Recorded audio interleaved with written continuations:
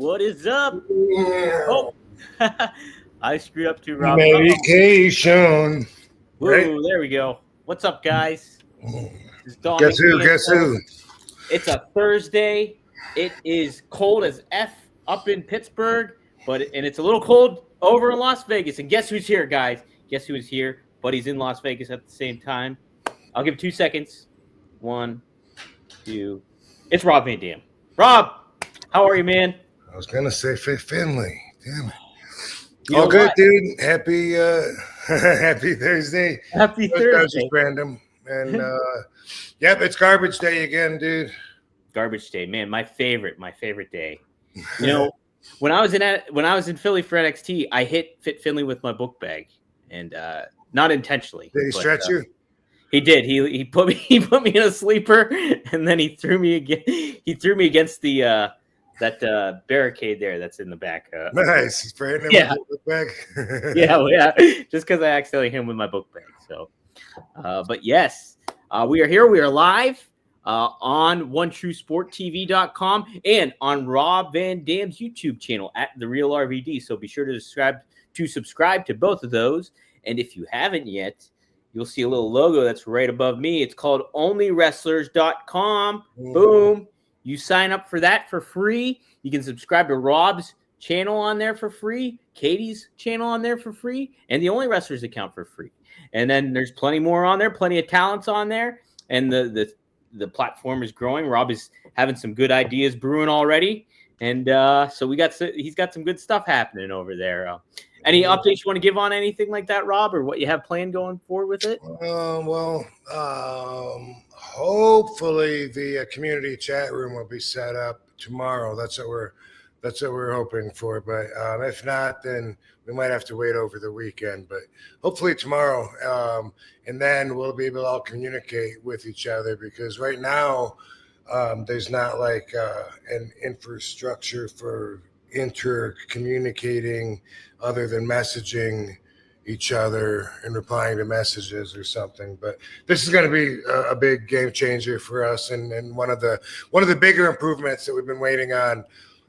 So that's the big update. I think we got like 200 wrestlers now. Whoa. Yeah, and it keeps growing, and of course we're promoting it in stages too. Like, we still got a lot of places we haven't hit, but with the word's getting out there, and with the cool name, Only Wrestlers, and just the whole idea, it's something that we're not going anywhere, so we're just going to keep getting bigger and bigger. Absolutely. It's good stuff. It's really good stuff, and plenty of great talents on there, from legendary talents like Rob and Sabu. Fonzie's on there. We got Violent J's on there. But then you have a lot of newer talents too that are just cutting their teeth and getting their names out there and stuff like that. So it's a great way for everybody to connect with. The fans can connect with the wrestlers, and there's a lot more to come for that. So boom, like I said, OnlyWrestlers.com. Sign up right now if you haven't done that, and be sure to get the word out about it. Hey, we got a lot of regulars in the house. We got Maddie in here. We got Triple E in here. We got a lot of good folks hanging out and ready to interact and ask some questions. So I like orange, brother. I better not be orange. I better not be orange. Yeah, see, you're very saturated. I'm very toned down because I have a different web camera on right now. You're gonna get me heat. It's probably, I don't know for sure, but I know Katie did something with the light bulbs in the ceiling. Because they were flashing, and now there's a remote control to the actual light bulbs themselves, like not the dimmer switch, and it changes colors and flashes and stuff. So I don't know, but that might be why I'm slightly reddish. Well, your lighting arrangement is like the best, because it's I don't know. Anytime when I'm like clipping up for clips for the channel and stuff like that, I always see the lights change. I'm like, dude, that's so fucking cool. I want that shit in my apartment. Hey, that reminds me. I need to find, unless maybe next week we redo it like you've said. But if anyone in the chat room remembers when I opened up the packages that were from Matt's supplements. And I talked about my friend John Drake in Georgia.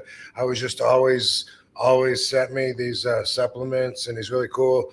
And if you remember which episode that was on, let me know, because I want to find that and send that to him because he would like to have it.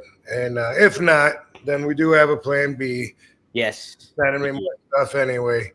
So I'll have some more stuff probably to open up next week. But otherwise, if you know in the chat room and you know, let me know. Let him know. Let him know. Hey, if you guys want to know about something else too, you can look behind Rob there. I'm going to put him on full screen, and you can check out that RVD 420 Greek glass. He's got all the glassware up on his counter back there, and you can get some of that glass too by going to greekglass.com or rvd420.com. Either will take you there, and they got exclusive RVD glass there, and it's some pretty awesome stuff. So, Rob, do you remember you showed that one doohickey part that they had last time? It was like a filter or something like that. Do you know what did we decide what that was for or how that worked? Remember that little thing? It looked like a little like thing that you put a mini boat in or whatever. This thing, right? Yeah. Yeah, that thing. No. Katie said that she thinks she saw one of our friends drinking smoke out of one of these. Oh. But yeah, I really don't know. I'll have to text the guy at Arco and see what it was. It's still right here on the table to try to figure out what to do with it. Well, gang, feel free to use the super chat, get engaged, and ask a question. I always try to keep my eyes peeled for questions too, even if they aren't super chat. Speaking of getting engaged,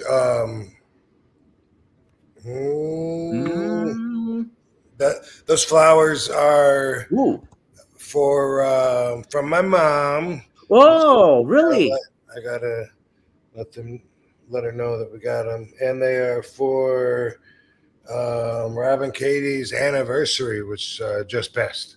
Really? Yep. When was your anniversary? 11/11. Oh, that's right. Happy anniversary. It's going to be 11. Thanks, dude. It's going to be 11/11/2020 because it sounded cool. But then with the COVID, we ended up pushing it back a year. We've been together a lot longer than that. We've been together almost 9 years now. Yeah. Yep, just had our marital anniversary. How about that? Well, happy anniversary to you and Katie, Rob. That's awesome. Thank you. Yeah, you're welcome, man. That's great.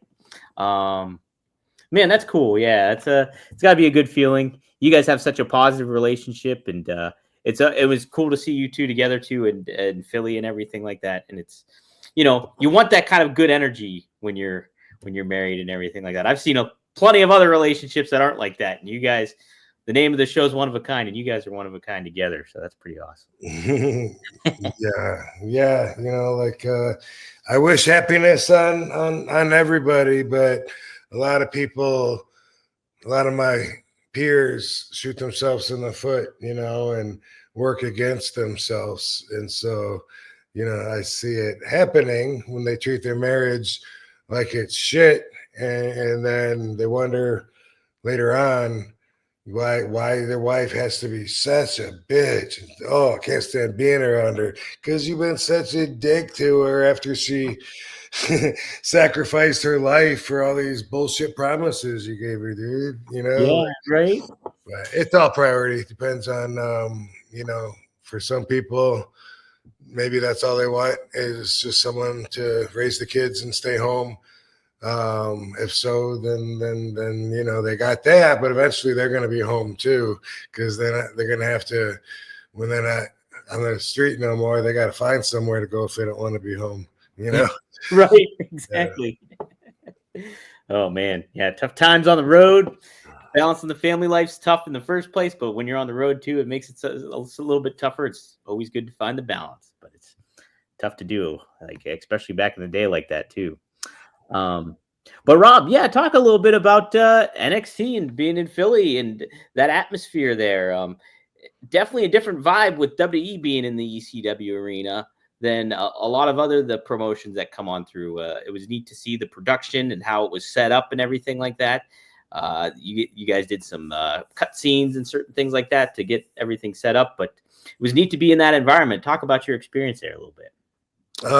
Yeah, it felt really welcoming. Everybody from top to bottom was super cool, and everyone went out of their way to make me feel welcome if and when I want to come back, which I got some unsettled business now with Wes and his punk ass. And they all seem really legit, it's really cool. Everybody's happy. They all grew up watching my generation of wrestlers, so they're really stoked to have us there working with them. They value our perspective. It's really cool. Did you happen to see we did one video, I guess, just for social media with me and Kehlani when we're both doing the splits on the chairs? Yeah, so I watched it from afar when you guys were shooting. Oh, when we were doing it. Oh, okay. When you were doing it, so I was watching it happen, and yeah, I caught that. That was a pretty neat. I didn't see you because the camera guy was in the way a little bit, so I didn't see your foot up against hers. And I was like, when I saw the actual video, then I was like, oh, that's pretty sweet. They were doing that to you. I was like, that was cool. Yeah, I've always had that in mind, thinking we got to do that eventually. Yeah, and I'm glad we knocked that one out. Yeah, but it was kind of weird. It was crowded back there, and the camera angle was like from our side, a side view. Oh, so you could see that we're doing the splits across the chairs, but only from like from a two-dimensional kind of look at it. So, but anyway, that's cool. I hope that gets a lot of play, because the show-off factor. Yeah, absolutely. Something that I thought was neat too, and like it didn't dawn on me, I think, till after I left the show. But it was the show opened with the women's match and then closed with the women's match too. And it was like as much as a highlight as the ECW experience was there. And they did that awesome intro where they blended you guys in with the NXT talent and they had the ECW music playing. But it was a very much showcase of the stacked women's roster they had on the show too. So I thought that was kind of neat as well. So yeah, pretty cool stuff. Now I ran into Booker T backstage too, and I mentioned the Shoop thing, and he got a kick out of that. But did you get to chat with Booker a little bit and everything like that too? A little bit, not much. Yeah, not much. Yeah, but I see him every once in a while, and that's how it is in the business. It always has been for me anyway, unless I have someone specific to talk to him about. Hey, Book, I'm going to be coming out to Houston in a couple of weeks, and boom, boom, boom. But otherwise, even if I don't see wrestlers for a couple of years, then when I see them, it's pretty much just a big hug and just like, man, look at you. All right. There you go. Yeah, there you go, buddy. Yeah. So I didn't talk to him a whole lot, didn't catch up, but did get to see him,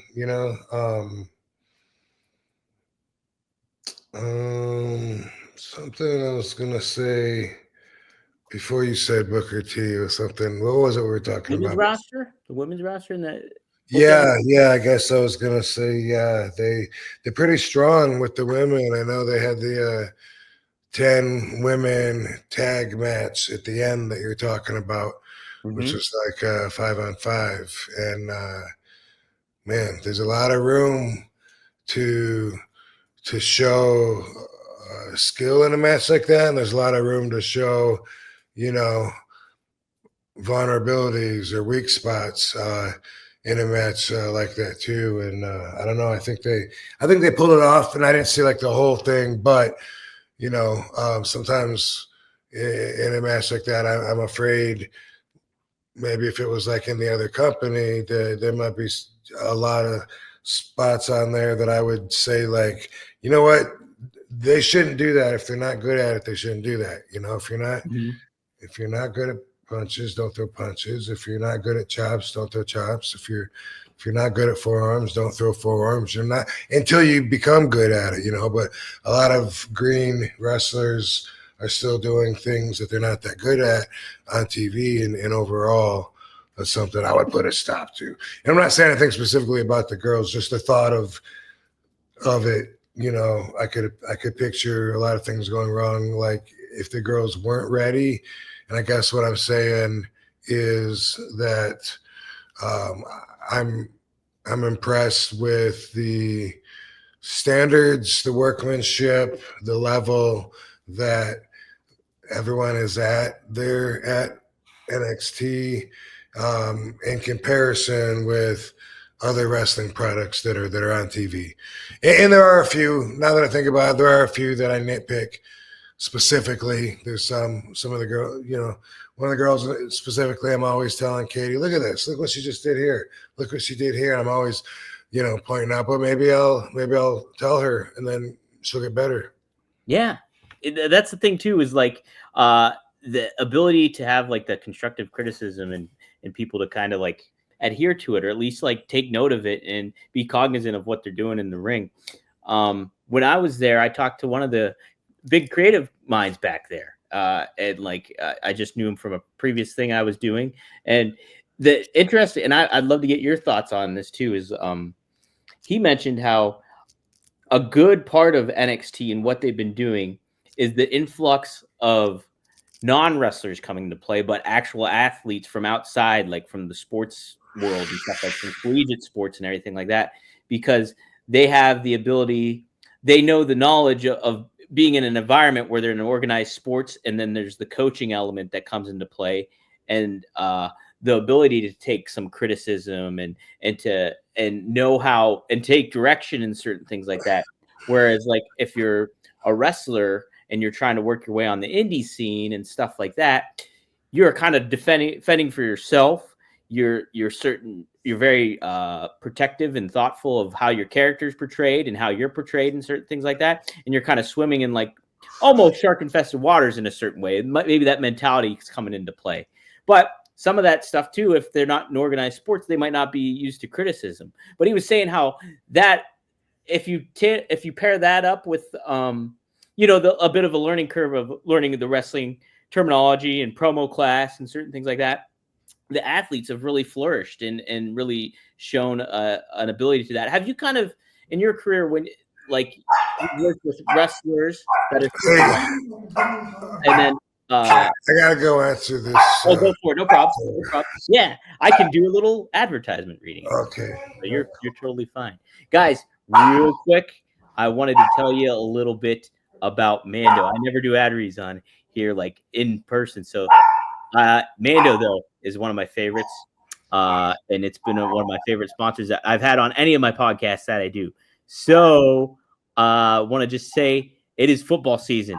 And time for tailgates, touchdowns, and Sunday cookouts with the crew. And why is Mando the MVP at least? Because it is clinically proven 72-hour odor control. So it's perfect for long days at the game or at the bar. Safe for the whole body, the pits, the package, the feet, everywhere in between. Yes, even after those tailgate sprints to the restroom. Stop odor before it starts. It's available in 3 formats: invisible spray, solid stick, and invisible cream is the deodorant. It comes in 4 cologne quality scents: bourbon leather, Mount Fuji, Pro Sport, and Clover Woods. My favorite, boom, I got it right here, is the Mount Fuji. It's the stick. I also got the bar of soap as well, and I love the bar of soap. I also have the deodorant wipes and the cream. I haven't even tried the cream yet. I'm saving that for later on, as well as a body wash. And you can get all that. It's a starter pack, and you can get it. It's perfect for the new customers, and that's what I got too. Or to secure your last-minute stocking stuffers, too. It could be great for that. It comes with the solid stick deodorant, which I got right here, the cream tube deodorant, the 2 free products of your choice, like the mini body wash or the deodorant wipes. I recommend the deodorant wipes and the bar of soap. Plus, you get free shipping. And luckily, I have a discount code to help you get hooked on the favorite smelling whole body deodorant on the market. New customers get $5 off a starter pack with our exclusive code. That equates to over 40% off of your starter pack. Use code, guess what it is, RVD at shopmando.com. That's shopmando.com. Please support our show. Tell them that we sent you. Don't let BO keep you on the bench. Smell better naked with Mando. Yo, Rob, we're going to take a quick time out just to say that this week's episode of One of a Kind with RVD is presented by Get Blitzed. Get Blitzed Lit Aid Nano Infused THC Syrup is a premium cannabis infused syrup formulated with nanotechnology for fast acting effects. And that advanced nanotechnology formulation allows for quicker onset and enhanced potency compared to regular THC syrup. It's Delta 9 and legal in all 50 states, every single one. And you have several syrups to choose from Blue Raz to key lime pie to pina colada to tiger's blood to cherry to grape. Just head to get-blitz.com, use promo code RVD, and get 15% off your whole order. Could be a bottle, could be a bundle, your choice. But yes, head to get-blitz.com, use promo code RVD, and it is by Mickey Ray Sinatra and Courtney. Take a look. Head to get-blitz.com, promo code RVD, get 15% off. It's one of a kind, baby. And so there we go. Mando's great. So thank you, Mando. But guys, I do see I have a couple questions here for Rob. I know Instagram of Wrestling and Storing has something. Frankie, who always asks good questions, has one in there. Maddie has a question, I know. So we'll be covering all those kind of grounds and stuff like that. Ooh, that's an interesting question, Instagram Wrestling and Storing. I'll be intrigued to ask Rob. Hey, if you guys haven't yet checked it out, because Rob and I were away this past week, I posted a Bret Hart interview that I got to do last week with the Hitman. And we talked an hour and a half about the late Leo Burke from Stampede Wrestling. So, and if you're not familiar with him, Bret makes you familiar with him and kind of ties in a lot of his history with Leo's history and what he learned from Leo, from ring psychology, which was a big aspect. And then just the kind of person that he was and the influence that he had on Bret's career and other people's careers like Edge, Adam Copeland, or like Christian Cage, Mark Henry, Ken Shamrock. Bret shares some interesting stories about Ken Shamrock in this interview. But yeah, we talked for an hour and a half long. It's long form. I was really, really happy to do it. I got to thank Brad from the Six Pack. He wrote the book, The Six Pack. So shout out to him for helping facilitate that interview. But it was a really, really great thing to talk to Bret. You can check that out on RVD's podcast feed. So you can just subscribe right up there. You can get it in audio format on Apple Music, or you can get it on the Spotify, but give us 5 stars. Let me know. Give me some feedback if you listen to it. I would love to hear what you think about it and get your opinion on all that. So, yes, that was really, really fun to do.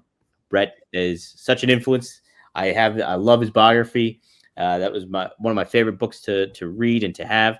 So if you haven't read his book, be sure to check it out, The Hitman, because you learn a lot. He also talks about that too, and how he journaled his whole career basically via audio. So be sure to check that out. He was locked in the garage. He was locked in the garage. Yeah. Oh, poor baby. Poor baby. They never bark like when I'm looking for them and I'm calling them. They never make it easy. Like, I'm in here. Hey. They just keep quiet. Like they just hang out in there. I heard her earlier, so I knew she was somewhere on that side of the house, but then she stops. She always does that. Oh, well.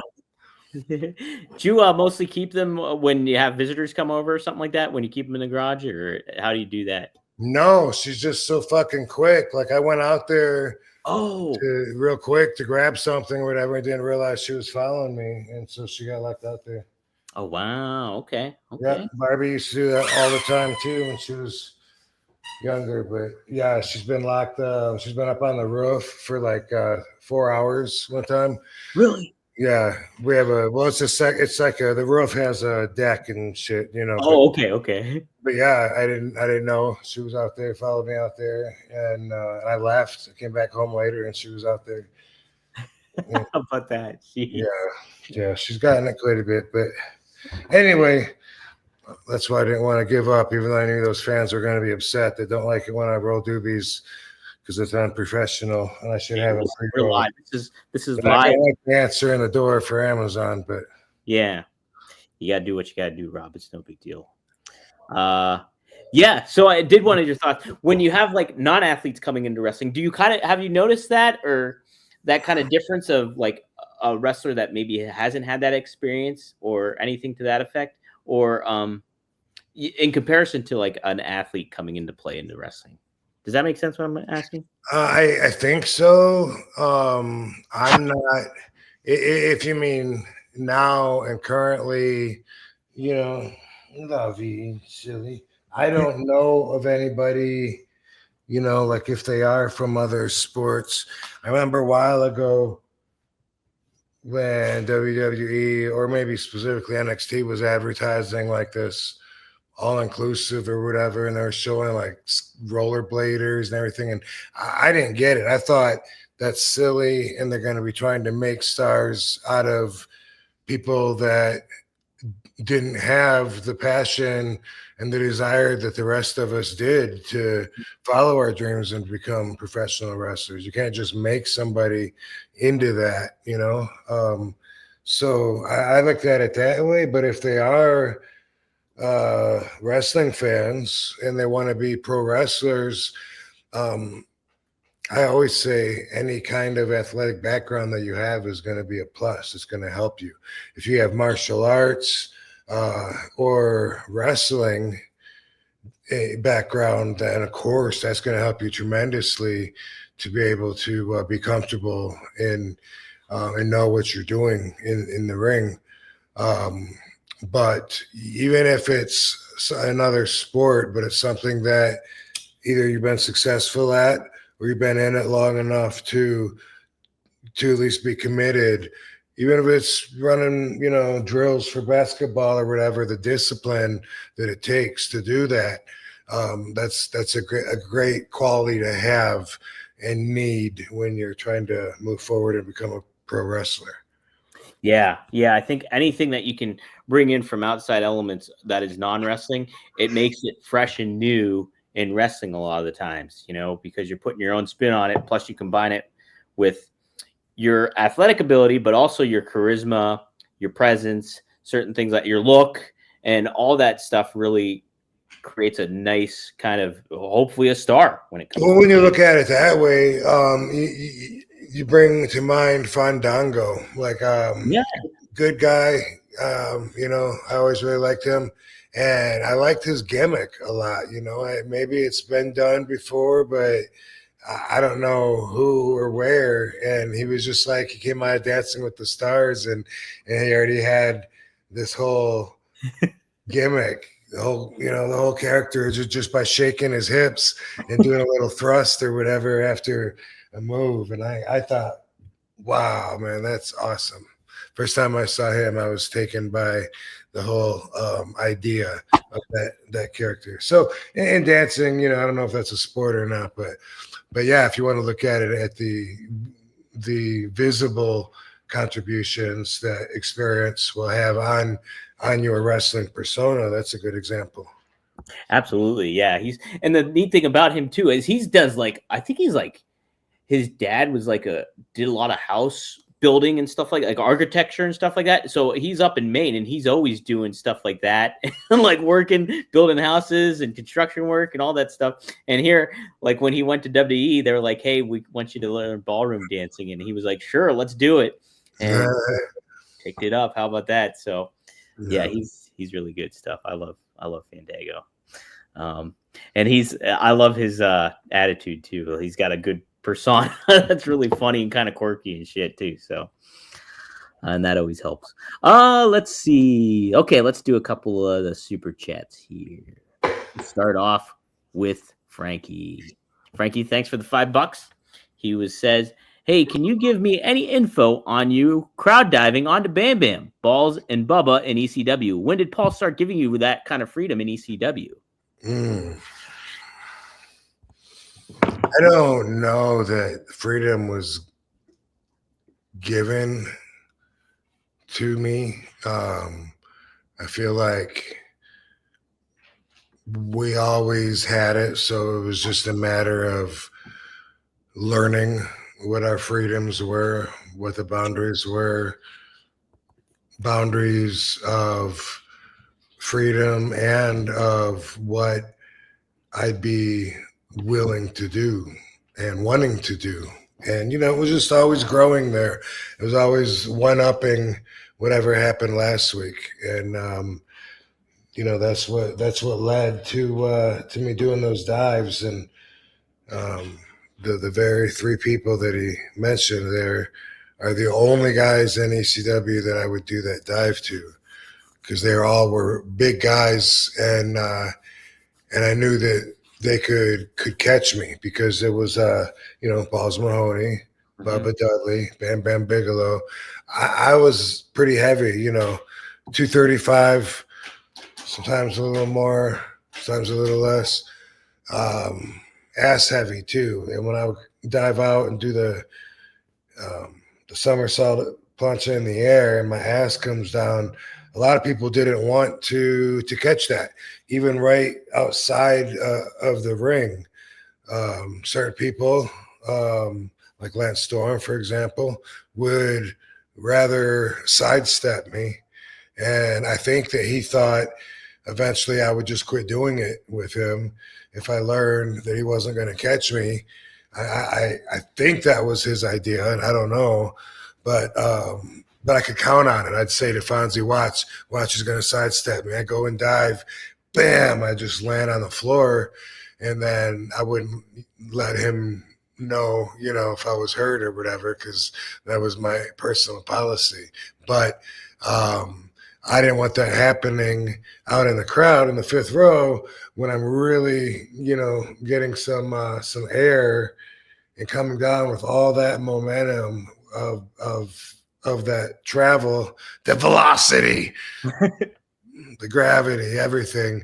I wouldn't want someone to sidestep me and me just take the bump on my tailbone in a situation like that. So I trusted those three guys. Man, that's something you would like run over with them a little bit. Would be like, hey, I'm gonna like, especially if it's a crowd, into the crowd and stuff like that. Like, would you kind of be like, or would that be like, yeah, I'm gonna jump and I trust you that you're gonna get me, kind of thing? Or would you like talk about it beforehand and stuff? Probably. Yeah. Probably. Yeah. Interesting. Man, yeah. It's like with Bam Bam, it was like he just threw out, some ideas. Oh, okay. But it wasn't, nothing was like really glued there. He was more just like, you know what, go up the top rope, boom, hit me, big crossbody, fuck it, go back up a second time, man. Hit me with another one, man. Boom, let's fucking get it going. And just kind of like kicking ideas like, yeah, that'd be awesome. And then seeing what out of that conversation actually pulled into reality when we were out there, Yeah, and you guys created magic together, that's for sure. So pretty awesome stuff. Another super chat. This was from, and this is an interesting one. I was going to ask you about this anyways, but Maddie paid $2. This episode is sponsored by Blue Chew. Let's talk about sex, guys. Remember the days when you were always ready to go? Now you can increase your performance and get the extra confidence in bed. Listen up, BlueChew.com. Blue Chew is a unique online service that delivers the same active ingredients as Viagra, Cialis, and Levitra, but in chewable tablets and at a fraction of the cost. You can take them anytime, day or night, so you can plan ahead or be ready whenever an opportunity arises. The process is simple. Sign up at BlueChew.com, consult with one of their licensed medical providers, and once you're approved, you receive prescription within days. The best part, it's all done online, so no visits to the doctor's office, no awkward conversations, and no waiting in the line at the pharmacy. Blue Chew tablets are made in the USA and prepared and shipped direct to your door in a discreet package. They always say first impressions are important. What about lasting impressions? Blue Chew wants to help you have better sex. Discover your options at BlueChew.com. Chew it and do it. And we've got a special deal for our listeners. Try Blue Chew free when you use our promo code RVD at checkout. Just pay $5 shipping. That's BlueChew.com, promo code RVD to receive your first month free. Visit Blue Chew for more details and important safety information. And we, RVD and I, thank Blue Chew for sponsoring the podcast. He asks, prediction on Maddie a lot on Only Wrestlers, by the way. Say what? I said I talked to Maddie. Oh, do you? Nice. Quite a bit, yeah. Oh, So yeah. usually when I'm checking the messages and let me see how many messages I have to reply to. Usually I got a few jokes in there from Maddie. He drops them in there, that's for sure. He says prediction on the Tyson fight against Jake Paul. Pretty exciting stuff, Rob. I'm excited for tomorrow. Are you gonna watch? Is it tomorrow? Fuck, Tomorrow. it is. It's tomorrow. I want to. I guess that I'm gonna make that my agenda now. I wonder if Nerd Bar is gonna show it. I bet you. I bet you. I'm gonna text him and ask him right now. Ask John.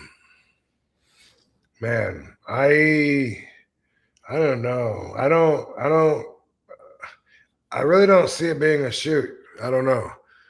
That's what I was thinking, Rob. I mean, like it's an entertainment product. You got Mike Tyson in the mix. You got Jake Paul in the mix. Could they kind of fabricate a little bit of stuff is what I was wondering, you know? I can't see it another way now. And I did it first. First, I was the other way, you know, like first I was looking at it like a shoot, you know, months ago when they were first promoting it. And then people that were like, come on, dude, you know, it's going to be working. And they didn't even get me. Well, I guess they got me somewhat compromised on my feelings. But then just seeing some of the promos that I've seen, which I want to look at a lot more. I actually didn't realize it was that quick. But I seen Mike Tyson and Jake Paul, like when they get face to face, do a kiss.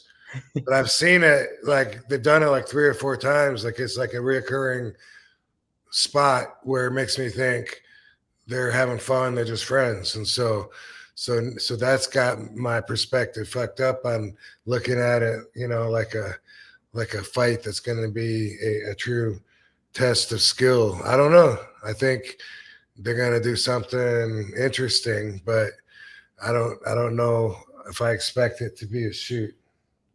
Hypothetically, if it was a shoot, what would you predict to have happen? That's a great question. And I think that maybe Tyson catches some of those powerful fucking body shots and comes, you know, with his fucking side swinging action, couple body shots, maybe a headshot, maybe even though he's in his 50s, maybe Mike's still got too much power for anyone to handle behind those fucking attacks that he used to do. So that's my prediction, is maybe he gets lucky. You're not lucky, but he gets to land some of those really fucking power shots, and nobody seems to be able to shake those off. Yeah. I'm like, if it's a shoot, like I would imagine it would be quick if Tyson, because I'm thinking if it happens the way I would think it would happen, I would think Tyson, yeah, sure, he's like 50s or something like that. But Jake Paul has not really had an actual professional fight. It's all been like the amateur, like, you know, YouTubers he's been fighting and stuff like that. And then he's already just lost. So, I mean, I would think if Tyson catches him, it's over. You know what I mean? So that's what I'm thinking. And that, you know, that's what if I was a betting man, that's where my money is. That's it too. Yes, it's gonna be fun. I'm excited, and I know it's like I can't help but think like, what are they gonna embellish a little bit of stuff? Because I keep thinking back to when Floyd Mayweather fought Conor McGregor, and it seemed like they really toyed a little bit with that. Yeah, I was gonna, you know, I thought of that. I was gonna ask you about that because I never saw the fight, and I don't know now if that was a work or a shoot. I think it was a little bit of a work. I think they were definitely, at least they prolonged it a little bit, I think, than what it should have been, you know? Yeah, so this is gonna be like that, I think, as far as entertainment. Because I think Floyd could have handled McGregor pretty easily if, in retrospective, looking at it. It was just like, I think you let him hang on a little longer than usual. But we'll be interested. I'm excited to watch it either way. I'm also willing to suspend my disbelief when I watch it. So yeah, I do. I'm glad that you told me because I do want to see it, and I would have maybe missed it. yeah, it's up on Netflix. Going to be tomorrow. I don't know what the time is, but sweet. Yeah, so be sure to check it out, guys. I know everybody's pretty excited about it all. Here's a question from Instagram, a wrestling historian. Thank you for your Canadian $2. He says, "Why doesn't Rob Van Dam like unions?" Thank you.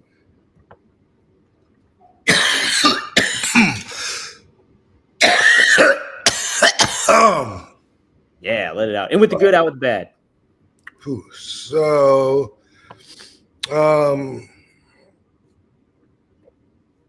a wrestling historian. Yes. So I don't know that I would say that I dislike unions. Mostly when I'm having discussions about unions, it has to do with my business, my industry that I've been in for like 35 years. And I don't see a union being a good thing and working cohesively with pro wrestling. I've never understood it. I still don't. And so I'm not a fan of it. And when it comes to wrestlers wanting a union, I don't get it. So I'm not pro union, that's for sure. I know that for a lot of careers, it's the unions that helps the little guys and looks out for everybody, and it can be a good thing with certain jobs. But I feel like, first off, pro wrestling is barely even a thing. All right. I mean, when you look at it like that, when you graduate high school and they're giving you your career choices to look at, they don't throw pro wrestling down yet as a choice of something that you can follow up and do. Sure as hell didn't have any shit like that in Battle Creek, Michigan. No acting, entertainment, nothing was offered as an option or possibility. But it wouldn't be, because think of how small it is. I mean, all this time that I've been alive, there's been like one really big company. There was like a second that was really big for so many years, a few other small ones. It was never like something that the state had a legislation over, like with boxing. The state sanctioned boxing matches. Now there's something, you can see it in every state, different levels, Golden Gloves, amateur, pro. That's something every YMCA offers. But pro wrestling is such a rare thing. You got to figure how many people out of the population are going to be pro wrestlers. Not very many. Is it going to be 1 out of 5,000 people? Not even that. Not even 1 out of 5,000 people is going to be a pro wrestler. So when you look at it, what a small entity pro wrestling is already, and then you want to put demands on wrestling? No, you just want to put demands on the one big company. That's the way it usually is when people start exploring their feelings. Are you thinking if you could get unions to work in wrestling, are you thinking Bobby Fulton's Big Time Wrestling and what the hell is the name? Cherokee? I don't remember what the name is of it. Chippewa or something. What is it? Chippewa? I can't remember. Anyway, are you saying Greg Price's All-Star Wrestling in Cordele, Georgia, once a year, that should have insurance, and that should have the unions, and really people, when they're not thinking about that, they're just thinking, oh, it just seems like those guys should get treated better. And that's really what's behind it. But when you break it all down, you know, there's only like one really big company that signs people up to contracts in the United States. There's, besides that, maybe one other company that signs people to contracts, and that's it. Mm-hmm. So do you put limits on, like, okay, well, you should have a union if you have this many people working in your company or this or that? How do you control it so that you're not keeping the really little guys from even being able to run shows?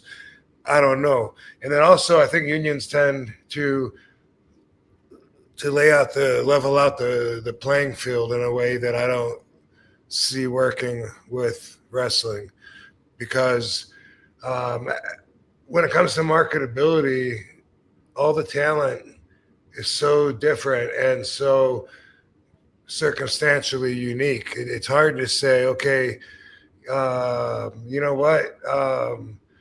This guy's been here 6 months, so he needs a raise. You know, we're going to give him $5,000 a month more, whatever. But does he deserve that? It's just because he's been there so long? Because I think that's usually how it would work in the unions. But in this particular strange phenomenon, it's not just time on the job that's going to make you more valuable. In fact, some people have all the time in the world on a job. They've been working forever. They're the shits. They've always been the shits. Mm-hmm. And so that's not going to help them. But some of the things like the it factor, how the crowd connects and takes to them, aren't even explainable. So when you're looking at using a union, okay, well, look, John Cena has a bus. Rey Mysterio has a bus. Okay, well, guess what? I need a bus too. Is that what the union's going to say? And should they? Is that fair? Should everybody get a bus? Or should that be something that you work out in your negotiations as an independent contractor? Because that's where I think it all falls into play.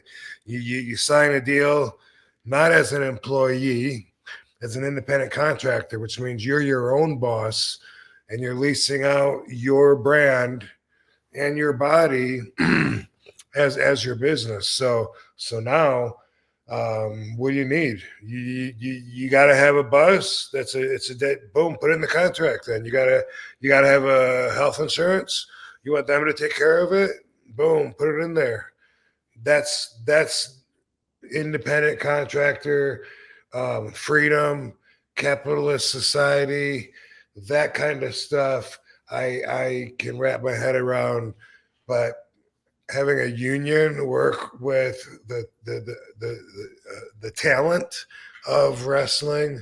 I mean, I could see it maybe for the crew guys. Maybe they are under unions, you know, the guys holding the microphones. I don't know, but I can't see it for the wrestlers because of these reasons. And that's perfect. You make the perfect point about it all too, Rob, is like, you think about, okay, it's all based on talent, and it's so subjective of who's going to be a star, who's like going to be there for like a short amount of time, who will actually work out and pan out. You look at when it comes to organized sports or like professional sports, like the NFL or Major League Baseball, NBA, NHL, like all of that is primarily based on your ability to play and everything like that. Whereas wrestlers, yeah, you need to have the ability to wrestle and you have to have that certain type of talent, but there's more involved with it from a charisma and personality, a look, everything like that. So it's all subjective and it's all that kind of thing. And when it's an acting standpoint, if you're thinking of SAG or anything like that, Hollywood's just a big booming business that goes across the board and that has all that money to kind of throw around. Whereas wrestling, okay, there's one big one, but that's it. Outside of it, it's like, you know, it's not something that would be very sustainable in the grand scheme of things. So, yeah, that's I think that's a great point to make. And we'll get a couple more in here. Let's see. Ken. So I just wanted to address this one real quick. Have either of you met Dominic Denucci? Any stories? Was a favorite of mine growing up. I will clip something up for you. Rob just a couple weeks ago mentioned Dominic Denucci and had a great story about him.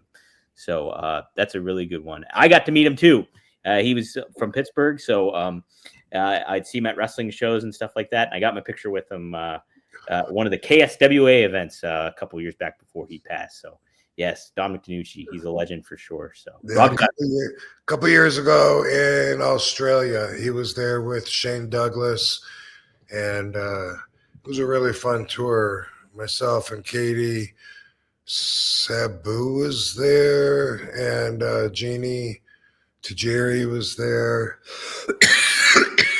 Just Incredible was supposed to go, but no showed or something happened at the last minute, so he wasn't there. But it may or may not have been one other person. But it was so fun, and I'm honored to be in the presence of older people. You know, even if I don't know them, like if I see, especially, I don't know if it's. I guess it's different with men and women, somewhat, but also they both. I'm honored to be in the presence of like people that look like they're in their 90s or above. You know, just like it's one of those things where they don't know, but I would be a soldier for them in a heartbeat. Like if they're at the table next to me at a restaurant, there's someone like really old. They don't know how quick I would defend them if some punk ass was trying to steal their wallet or something. You know what I mean? It's just something. Yeah. And I just feel like there's so much value in the life that people have lived when they've made it to that stage. You know, like when they're that old and the things they've seen, the changes that they've seen. I always just think like, man, I wish I could just sit them down and pick their brain and ask them a whole bunch of questions, mostly about mobsters. Speaking of which, Rob, you might have mentioned this book before, but I was listening to a podcast and they said, is it the 5 Families or something it's named? There's like a big comprehensive book about it all, and I kind of want to get it. Reb Selwyn, Selwyn something, but yeah, no, that's a classic. Okay, that's on my list too. I have that one you recommended too. It's I got a huge list. I still got to freaking read the Celestian Prophecy too. I have that. Oh my god, so behind. All right, Rob, this is from Seth. Feel free to answer it how you want to here. What up, Seth? Seth, our music man, he wrote the theme song for the show. He says, no disrespect to Guido and Bubba, but I think everyone would have rather seen RVD involved in some physicality on NXT. The way they underused you had me scratching my head. Can you speak on how that went down at all? Well, I will. Just like always, we are unfiltered here at the RVD head. And but more time is needed to get more information.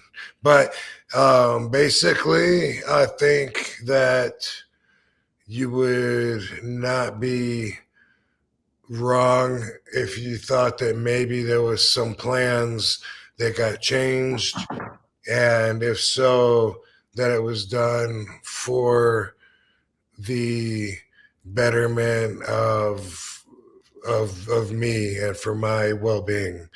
So let me just leave it there for now. And I will definitely talk more about this when I have more to talk about. And hopefully, hopefully everybody that can relate will be glad that I talked about it, but a little early right now, though. Heck yeah. And hey, I was a huge mark for Little Guido and him wrestling. Yeah, I wanted to wrestle too. I was really bummed. Yeah. I know. So, yeah. But it was neat to see everybody there. I thought I will be back too. I will be back. So there's that. You know, there is that for sure. He's got unsettled business with Wes. It's got to be handled. I just teased my new tights by having them show on my legs That's what I was thinking. I was like, oh, he's got a new singlet on. I was like, I want to see what it is. But they gave you that sweet shirt though. I didn't know they were making your shirt for that event. So that was sweet. Yep, I fucking that was my idea. Nice. Was it nice? Heck yeah. Yeah, so that'd be cool to have a fucking shirt for sale and for the good fellow Philadelphians. And yeah. Anyway, it's online, I think, too, though. First they were gonna sell it online, but not at the place. But then they didn't know I was gonna be there, I guess. So I was like, why would you not have it there? And then they're like, oh, he's gonna be there. Okay. Yeah. They had a sweet shirt for you there. I think they had a Dudley shirt. I can't remember if they did or not. But then they had the 2300 shirt, and then they had an NX F&T shirt, like the ECW team. Nice. Looking too. Yeah. But I thought it was neat that they kind of made some pleasant surprises on NXT when it came to some of the people that showed up. Like Francine was there, Dawn Marie was there, Rhino made a surprise appearance. I was at the pisser, and so I just heard a huge pop while I was pissing and looking at the ECW mural. And I was like, who's that went out there? I thought it was like Devon. And sure enough, Rhino was there. And I only saw that after the fact when I went home. So I was like, I didn't even know Rhino was there. That was fun. Yeah. Fun. There are still a few of us that can still wrestle, like sometimes I think, but now, I mean, there's at least Bubba and Dreamer and fucking Rhino besides me. Yeah, absolutely. I loved it too when Tony D'Angelo was giving like Nunzio the choke slam or whatever, and Nunzio did the sign of a cross because he did the Undertaker when the Undertaker gave him the last ride. He did that too with him, so I thought that was a neat little callback. I love Little Guido. Me too. Always. Oh, great stuff! Great stuff. Here's an interesting question. Mackenzie asks, Mr. Perfect was in the recent WWE 2K24 downloadable content pack. Did you ever work with him during his short 2002 run or during his WWE return? Did you work with him back then, Rob? Do you remember?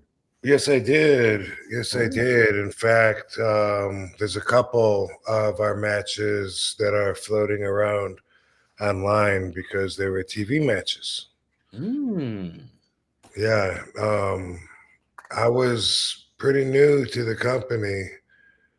And one thing, like before I was there in WWF, like years ago, when I was a fan and watched it, this process that they had to film the matches was a little different. And if they would have a match, say, Chris, let's say Tatanka out there, and he had a match, and then it was like the shits. When he would come back to the Gorilla, they would say, "Now go back out there and do fucking do that match over." And he'd have to turn right around and do the match over if it sucked. That was before, I guess, everything was live, obviously. And in 2001 and 2002, they were just like getting out of that phase. And the reason that I know that and that sticks out in my mind so much is that Curt Henning and I did something. He, I guess, shot me into the corner and came at me, and I think I backdropped him to the floor and then did like a crossbody out to the floor, boom.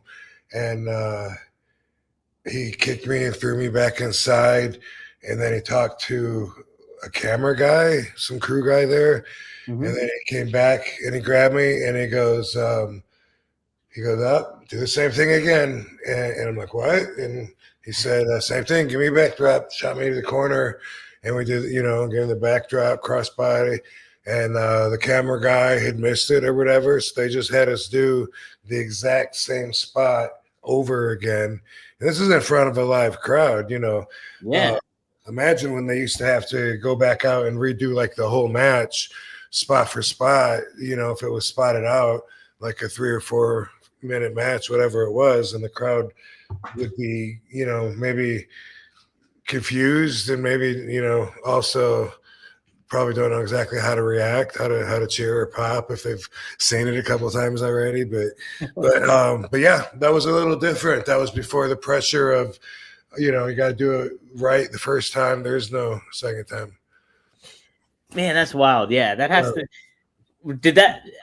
Does that kind of? It has to take you out of the element of it a little bit when you have to redo something, right? It's gotta. It does. When I think about that moment, though, I just felt like, man, it seems like it was so long ago. I felt like I was young and green, and just a kid.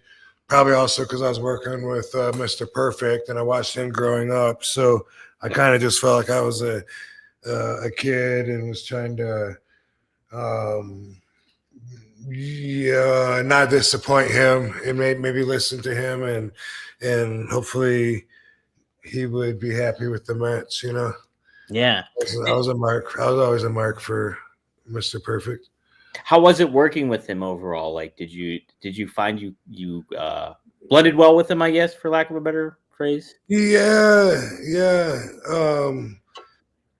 I didn't like his ribbing, like it would sometimes go too far, and I don't get what the humor is in it, Yeah. For example, we were somewhere that wasn't the United States. It might have been Canada. I don't know. But we had a small little, could have been Europe, who knows, but a small little charter airplane that we were all on. And then we would land at a private airport. And then some people would come out and they would load up their luggage cart and then move the luggage cart around to the front where you could then pick up your bags and stuff at this particular town that we were in. If I thought hard enough, I guess I could probably come up with it, because I'm remembering more details right now as I'm picturing. Oh my God, what a horrible fucking story, though. So we land, and hey, I was riding at that time with Sean Stasiak. We were, partners on the road, just sharing the car, and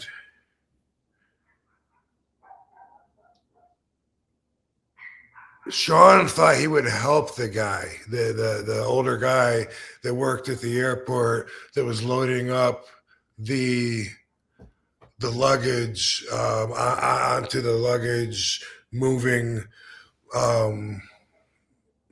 wheelie machine. And anyway, Sean put his fucking bag down for a second and he's helping the guy.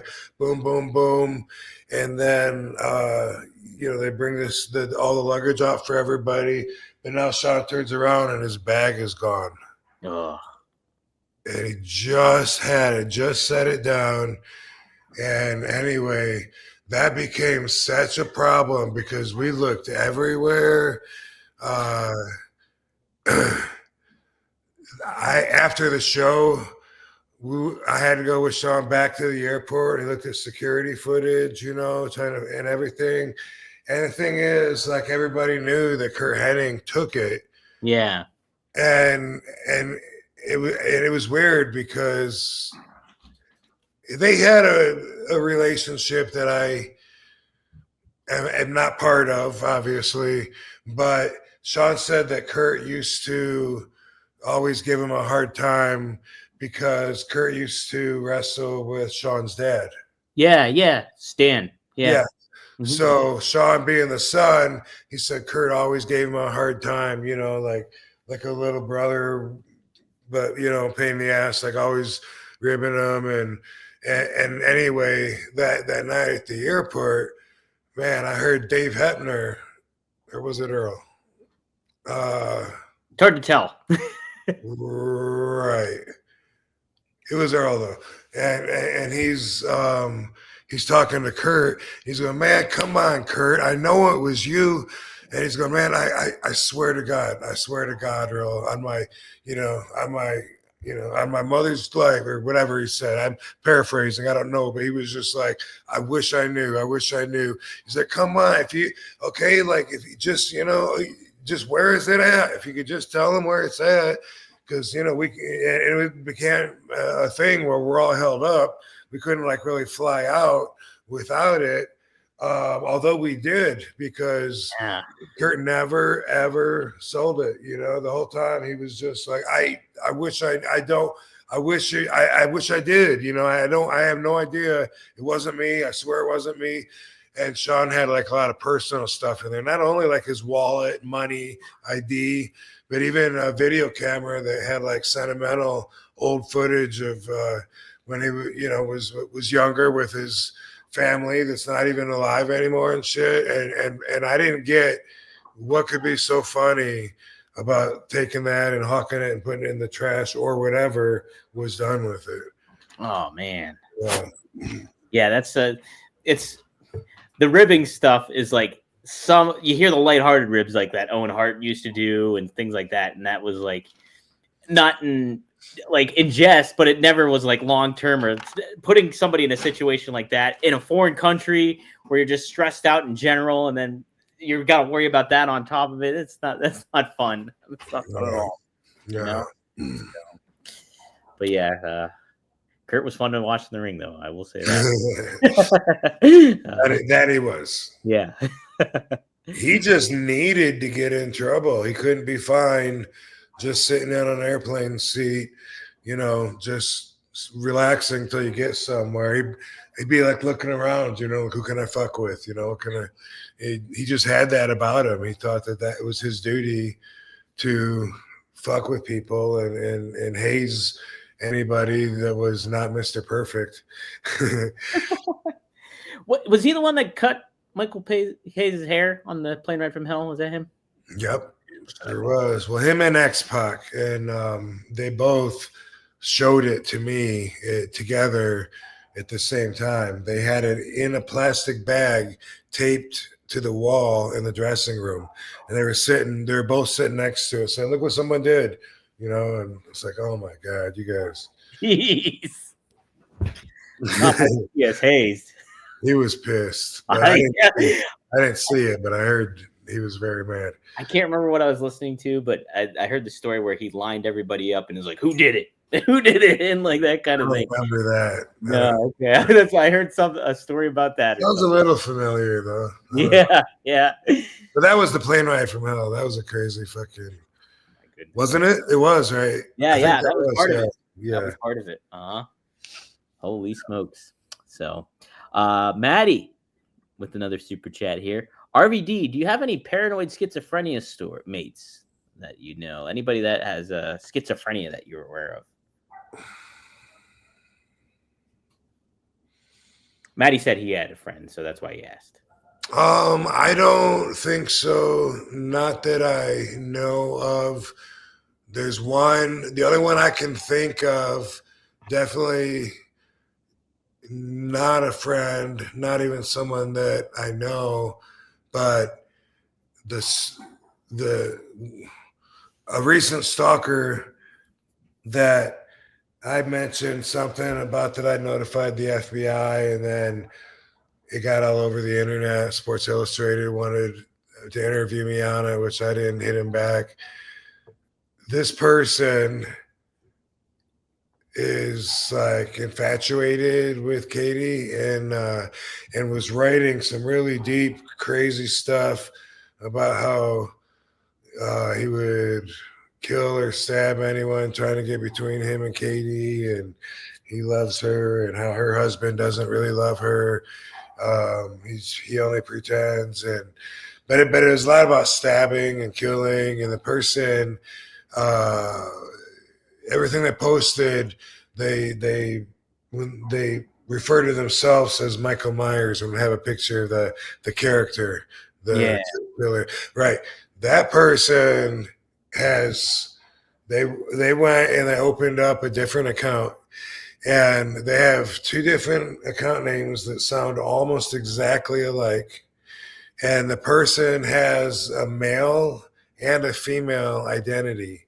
Whoa. And and one of them seems to be a fan, and one of them seems to be a hater. Whoa. Yeah. That's kind of wild. Oops, I meant to zoom back. That's wild. Movie drawing gamer, something like that. I think that's the name of the Twitter, movie drawing gamer or gaming. Yeah. Anyway, yeah, like right away, that was one of the first things we saw was the male and female identity. And then then once they both started communicating with us, and it was like, okay, well, I don't know anybody else that could compare to that. Right, man. Yeah, I don't know anybody that had schizophrenia. I'm sure I think there was somebody in my hometown that did or something like that. But yeah, it's an issue, that's for sure. Yikes. Let me see if there's any other good questions here. Mackenzie did ask Rob. Yeah, are you going to reveal your new attire from last week? I am, and just like everything else, I need a little time. Ideally, with that one, hopefully, I will be revealing it on NXT and WWE, and not here, but it could be here. Maybe it's the podcast, but I got to focus on getting back in there to my place, to my turn to step up to the plate again. I got to make that happen. Heck yeah. Frankie added a little clarification to his the freedom thing he was asking about with the freedom fighters. He said by freedom, I meant like those 30-minute matches. He was meaning like the length of the matches. Oh, what was the question? So his original question was, can you give me any info on your crowd diving onto Bam Bam Balls and Bubba in ECW? When did Paul start giving you freedom in ECW? So maybe like match length or the kind of time frame that you could have and work with and play around with when you're in the ring. I don't understand. So he said, so by freedom, I meant those 30-minute matches. So yeah, Frankie, do you mean by the length of the matches, or do you mean like what he's able to do in the ring exactly? So if you can provide clarification, do so if you can. Because right when I came in to ECW in '96, January of '96. When I wrestled Sabu, like my first time at the Philly Arena was Axel Rotten, but then I wrestled Sabu and we went as long as we wanted, 15, 20 minutes, maybe 25 minutes. And then we wrestled again because we had this thing going with the matter of respect. And then we had to have the stretcher match, and we had to have, Hardcore Heaven. Maybe that was matter of respect. It was 3 or 4 rematches. That was when I was brand new there. I hadn't even come up with the thumbs yet. It was more like this, Yeah. So I'd be like, "What? You love Sabu? Don't you mean here? Aren't you trying to cheer RVD? It's RVD, people." Anyway, I had freedom, from the get-go. Yeah. Cool. Awesome. So there you go, Frankie. Nice question. All right, Rob, you good? He said, Maddie asked this, Dom RVD tag team versus who? So I know who I'd want to face with Rob tagging up. I'd face my brother Marcus. That's who I'd go up against. Rob, you pick your other opponent, but I would pick Marcus for my opponent. That'd be it. What about Sabu and Joe Henry? I think he just said Sabu versus Joe Henry. He wants to see Sabu versus Joe Henry. So I think that's a match he wants to see on the list. Is Joe Henry in NXT?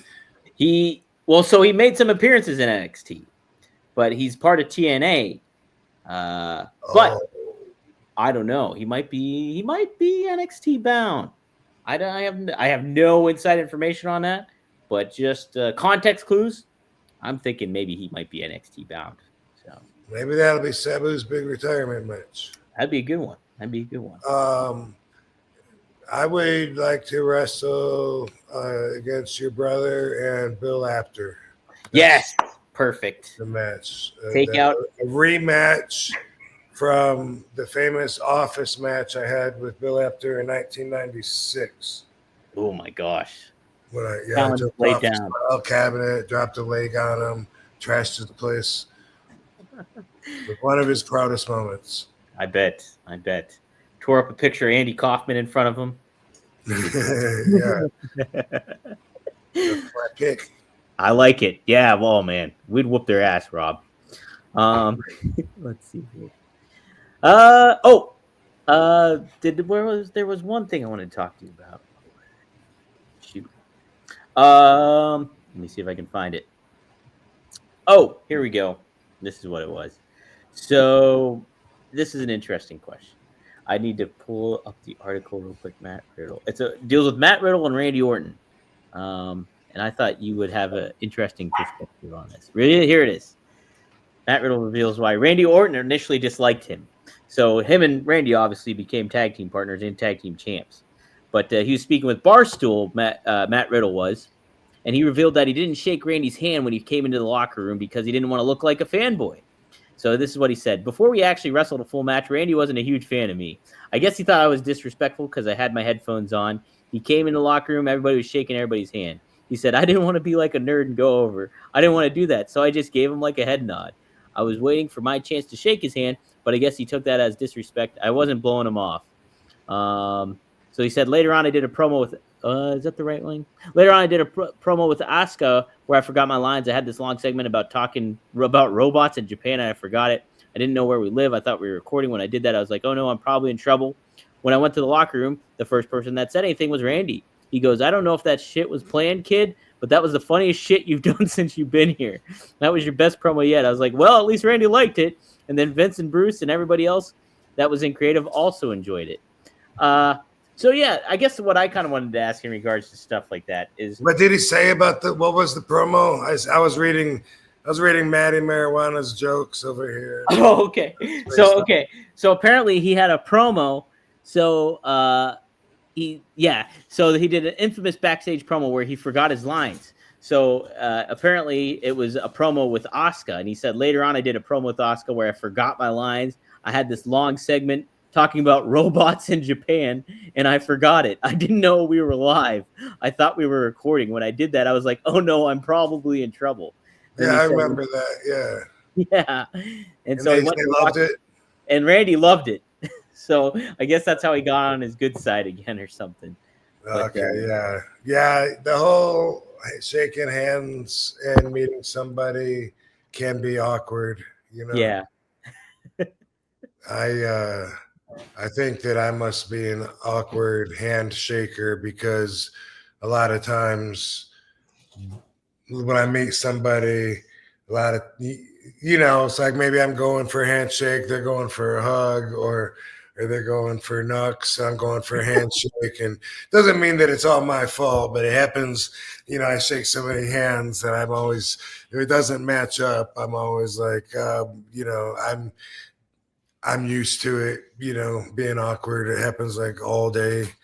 I'm really awkward when it comes to hugging girls for some reason, especially divas. Whenever I hug them, for some reason, my shoulder goes right into their chin every time. I don't know why. Didn't that happen with you and Stephanie? All the time, and I used to step on her feet, though. Oh, my gosh. Yeah. Yeah. So I think. Listen, Rob, at least you're athletic in the ring and you're like athletic in general. I'm completely a klutz, like across the board. It doesn't matter. So I turn it on for a little while. Yeah. Well, we have almost 7,000 people tuning in live. So thank you everybody for tuning in. And everybody sign up, onlywrestlers.com for free. Free. get exclusive content. And I can talk about stuff there that I don't talk about even on here. Mm. And then we're going to be doing a lot of cool stuff moving forward. My partners are already talking about planning the wrestling shows and getting the fans to vote on decisions like which championship belts they have and what the belts look like and stuff like that. A lot of that stuff isn't as important to me, but it will be to the fans, of course, and it even is to a lot of other wrestlers. I've never really been a belt person where I recognize the belt by who wore it or matches or whatever. Unless it's one of mine, then I might remember it because I might have seen a lot of photos of me holding that belt, or I might remember carrying that belt around in my bag for a long time. Then I'll be like, oh yeah, the Intercontinental belt, that's cool. But the belts just Sabu told me when I got way back when I started getting trained.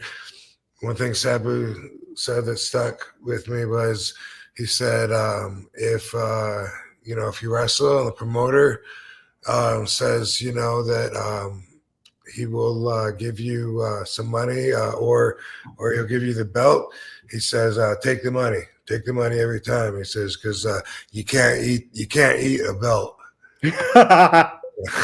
That's true. Well, it makes sense. It does make sense. I know for a lot of wrestlers, like they really like the belts, the championships, exactly how the details in it and everything, and that's cool. I'm just not one of those people, but we're gonna have voting soon for all of our association that does care to add their 2 cents in, and so that's going to be exciting. Heck yeah. No, fans do love that stuff, like the belts and everything like that. They big time into it, and I got a lot of friends that are really into the championship titles, and you see them anytime you're at a convention. You see fans walking around with the titles and stuff. So that's a big thing. So that's a good idea too, for sure. So yes, onlywrestlers.com. Sign up today. Spread the word out about it, and be on the lookout for new content coming there, forthcoming and everything. So some cool stuff. Growing all the time still. So yes. Hopefully by next week when we're talking, we'll be talking about the community chat room, because once we have that, we can do like interviews and stuff. I guess kind of like Reddit or whatever. But yeah. And then eventually we're gonna have like a big window like this where we can do podcasts and stuff like that on there. But they got a lot of stuff on their list before that, so it's just a continuous path of growth, and everyone eventually hopefully will be curious enough to check it out because we're moving and we're having fun, and it's pretty cool, and it's there for you. It's exciting stuff. It absolutely is. Only Wrestlers is for the fans, guys. So it's for the fans and it's for the wrestlers too. That's it. Balances all out. If you want to hear more stuff, like I said earlier, boom, subscribe to the podcast on your podcast feed of choice, whether it's Spotify or Apple. I saw Matt Cordova. Oh, Matt Cordona? Yeah. Cordona. Yeah, I saw something on Instagram of him talking about how awesome the experience is. I can't remember exactly. It was about a week ago, but it showed him in an autograph signing at the table, like meeting some kids or whatever. And he talks about something about, what a great moment that is. And then, for everybody, and it's so real. And then the kids are walking away or whatever. And I'm just thinking, that's where you tell them, hey, you can follow me on Only Wrestlers. Yeah, that's Matt it. Cordona totally needs that. Yeah. It's Chelsea Green, everyone, because then they can follow you and stay in touch with you, and you can keep in touch. Keep that connection going. Keep that connection going. Yeah, I mean, a lot of the wrestlers are, some of them are like, well, I got Instagram already and this or that, but I find, like Only wrestlers. I'll take you into the bathroom with me. I don't care. We're close. We're hanging out, man. We're hanging out. We're hanging out. Ain't nobody coming between us. Nope. So yeah, onlywrestlers.com, guys. Check it out. If you like some merchandise, some exclusive merchandise too, be sure to go to 1tsport.com and you can see or scan that QR code up above Rob there. And you can check out the. Oh, that's right. I should have worn my shirt. That's okay. You can get it next week or whatever. Whatever is fine. Yeah. But check it out. There's a lot of different Rob RVD designs there. You got a hat. 2 different hats you can get on there. So take a look at Rob's collection. We got Sabu on there. We got Fonzie on there. We got a whole bunch of legends on there. Bruiser Brody, you name it. We got a lot of big names on there. So check it out, 1tsport.com, and support the site, and you support the wrestlers in the same turn. So be on the lookout for that. Something else I was going to plug too. Greek Glass, be sure to go to that. Check that out, rvd420.com. And I thought there was one more thing. Either way, hey, I'll tell you about it next week. But Rob, did you want to do a RVDology, or we can table that for next week too if you want? Yeah, let's just commit to doing it next week. All right. I like it. That'd be awesome to get out of here, and wish everybody well. And damn, you know what? Saturday I have this game show. I should have sent it to you so you could promote it. Is it on your website? No. I forgot I even have a website again. I forgot. I was like keeping up with that, and then I forgot again. Let's see. I'm in round 2. This guy does. It's called the New Network. The New Network. But it's spelled KNEW. Oh, like I knew. Yeah, the New Network /streams. Anyway, this guy, it's entertaining. It's funny. He's got 1 million celebrities on there, and we're doing rounds of this ongoing game show. This will be round 2 for me. Yeah, there's so many. Everyone that I've ever worked with at every Comic-Con, and every athlete that I don't know, and a lot of the wrestlers too are on there. And part of his gimmick is just his intro. You go to watch the game show, and the first 45 minutes, I think, is the intro. Of everybody, saying, "Hey, Evie, thanks for having me on. I can't wait to win this money. Let's go." It's just so long, and then he writes a huge intro that for each of his guests when he introduces them. He's got a big poem, very touching, puts a lot of work into it. It's a really unique experience, but I'm doing it because the winner will get money, $15,000, and a trip for 2 to Greece. Whoa. Yeah, so I'm I already let them know. I said, hey, if you guys, when I win this thing, if you guys come after me about which charity am I gonna, no. I said, I'm going to Greece. I'm heading to Greece. That's what I want. Yeah. So, Rob, is it the Celebrity Grand Tournament? Is that what it's called? Yeah. Oh, okay. Yeah, there's a lot of people on here. It's like Mickey. So many. Everybody I've ever met at any Comic-Con for the last 30, 40 years. Every actor and a lot of my friends. Teddy Long, Mark Henry, Mandy Rose was on there last time. Oh, no shit. I see you on here, Rob. So it says this is from January 27th. It's you versus Robert Davi versus Byron Scott, former coach of the Lakers. How about that?